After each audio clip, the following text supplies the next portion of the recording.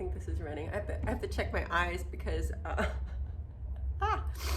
just watched this very sweet video about this Nigerian seeing snow for the first time. It was very moving. Oh, anyway, that's not what I was going to talk about here. I want to talk about Marilyn Monroe. And Marilyn Monroe, moving through this, Marilyn Monroe is, to me, and probably to so many people, sort of the quintessential goddess type, at least movie star wise, that we've known about. And I had so many pictures of her in my room when I was a teenager. I was obsessed with her. I don't really know why. I sometimes wonder why, because I do this series now of other women that were, greats in their scientific fields or advocates for causes and people who were firsts. And she wasn't really a first, but there was something incredibly powerful about her that was very standalone. And in some ways, I guess she personified this sexy, sensual, funny energy that was more than just an actress. It's like and people would also feel sorry for her. She could seem like a needy child at times, or she could seem very in control, and she could seem, I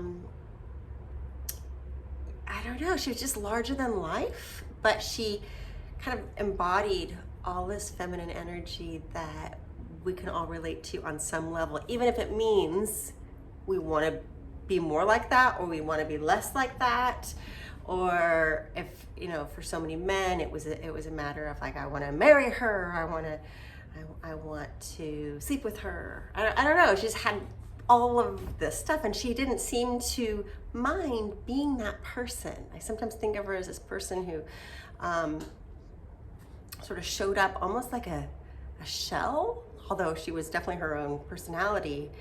But she came in at a time where she was ready to sort of bring in all of that goddess energy, or this archetype, this persona in a way, and people ate it up, and we still know who she is. So I did a couple paintings about her, or of her, and here she is, Marilyn Monroe, in one painting that I made. She's framed because she was in a show.